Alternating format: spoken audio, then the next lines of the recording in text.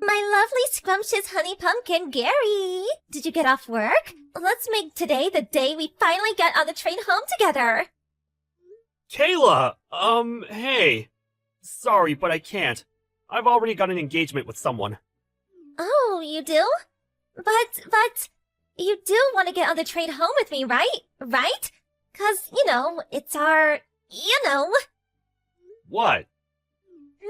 You don't happen to be a little bit forgetful, do you, Gary? Or are you a bit slow when it comes to romance? Huh? Or maybe you'd be embarrassed if everyone saw you leaving the office with me. Chill out and relax a little. It's fine. Hey, that reminds me. How come you never come over and speak to me at work? We have nothing to be ashamed of. I get that you might want to keep things hush from everyone at work, but you could at least come over and say hi every now and then. My delicious pudding pie. What are you talking about? It's hardly unusual for two coworkers who join the company at the same time to develop romantic feelings for each other and start dating. Dating? Yeah! It's our 2-week anniversary as a couple today, you know? I guess it's not that uncommon for guys to forget about anniversaries, so don't worry about it, sweetie. I'm not mad at all. No, really, what are you talking about? I said it's cool, don't worry about it. I don't mean it like that. You and I aren't dating. Huh? The heck? I have a wife and kids. What? How cruel! Are you just using me like some cheap toy to be tossed aside? No, don't be so ridiculous. I never asked you out, I have no romantic feelings for you, and I've never done or said anything to suggest I do. I'd already been married for a year when I joined the company. Oh my god! Besides, we barely even speak, and on the rare occasion we do, it's only ever about work or idle small talk. I don't know how you've managed to convince yourself we're a couple based on that.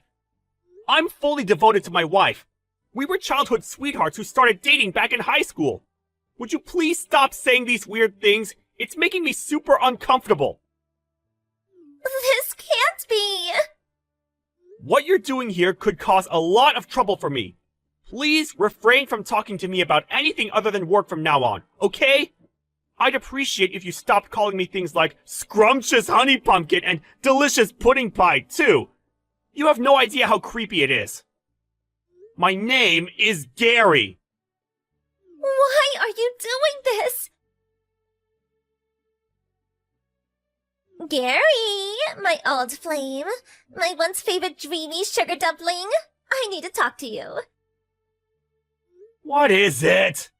I've told you countless times to only talk to me about work-related things, and only when we're at the office. Why are you messaging me again? Would you please just cut it out already? Plus, I told you to stop it with the creepy nicknames. Just Gary is fine. Gary. I don't think you'll be puffing your chest out like this for long. Wanna know why? Teehee. You see, because you're so stubborn and wouldn't be honest about your feelings, I had no choice but to go and find another boyfriend. Cool. By the way, we're really close already. What would you say if I said I thought he might be the one? That's great. I hope you're happy together. What? No, wait! You were supposed to start panicking! Why? Isn't it normal to be worried when another guy takes the girl you like? Aren't you gonna fight to win me back? Nah. What? Why? I never had any romantic feelings for you in the first place. Are we done? Great.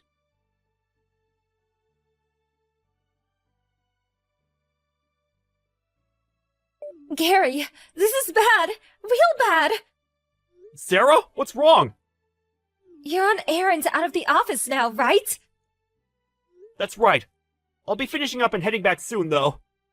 No, please, you can't. The manager told me to tell you not to come back to the office. Why not?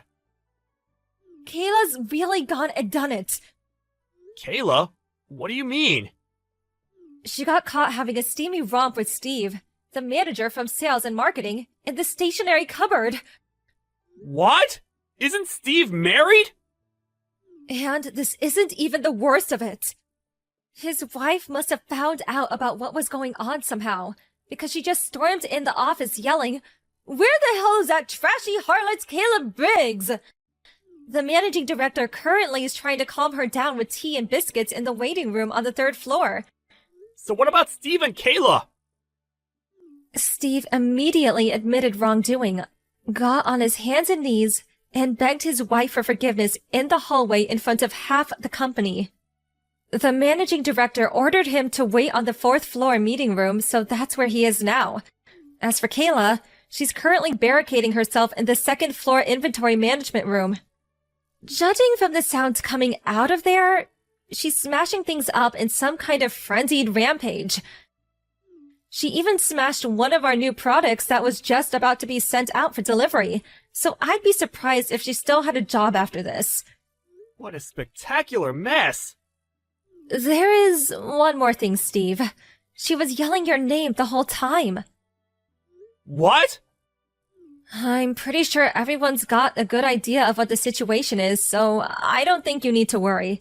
We all noticed a while back how she kept following you around and waiting for you after work to make advances at you. You reported her to the managing director several times too, right? Yeah. So, all things considered, since we couldn't discount the possibility the situation would deteriorate even further if you came back, he decided it would be best you didn't, at least while she's still around. I see. This whole thing must be causing you all kinds of trouble. I'm really sorry, Gary. Sorry, I don't really know how to respond to all of this. But in any case, thanks for passing on the message. I appreciate it. I'll be in touch as soon as there's any kind of development. Got it. I'm really sorry for inconveniencing you guys. Where was my knight in shining armor? Huh? Your girlfriend just got fired! I'm being charged $15,000 because I broke some stuff, and they said if I don't pay, they'll take me to court! And if you think that's bad, the marketing and sales manager's wife's demanding $25,000 in compensation from me! Why the hell didn't you come and help me? I needed you more than ever! Because none of it's got anything to do with me. What? Use your brain, Kayla! None of this would have happened in the first place if not for your sordid tryst with Steve from sales in the stationery cupboard. He's a married man. No matter which way you look at it, treating me like I'm your boyfriend like some kind of stalker, getting yourself into a career-threatening situation, then demanding I come and get you out of it is not acceptable behavior! How could you be so blind, Gary? The only reason I did this was to force you to be honest about your feelings. The reason I made love to a married man in the stationery cupboard is because I love you. That's quite possibly the most ludicrous thing I've ever heard. The fact you have a wife and kids is irrelevant. We don't choose the wanderings of our hearts. The world of love is a world of mystery. But you're so stubborn. I had to resort to extreme measures to force you to admit how you felt. And be honest about the fact that you're head over heels in love with me. That's why I had to find a new boyfriend. What the hell? That's why you had an affair with the married sales manager? That's right. Things might have not worked out exactly as I planned, and maybe I did lose my job over it. But surely at least now you realize how much you love me. Surely now you realize how important I am to you. Tell me you do, my sweet trickle muffin. Hurry up and admit you're crazy about me. Divorce your wife and let's be together forever. I'm unemployed now, so I'm ready to be your stay-at-home housewife. It's actually perfect timing when you think about it.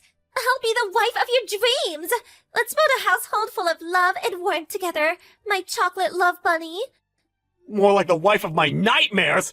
I feel like I'm in a horror movie. You're actually insane. Huh? I can't believe things got this out of hand as a result of your misunderstood delusions. Misunderstand delusions? No, you're wrong. It baffles me how you can say that with such confidence. There genuinely isn't a shred of self-doubt in you, is there? How many times have I told you now that I don't have romantic feelings for you? I've literally lost count. Come on, Gary. I saw the way you looked at me. The very first work drinking party we all went to after me and you joined the company? The moment our eyes met across the table. I remember it all like it was yesterday. The fateful moment. What? The fateful, precious moment our eyes met.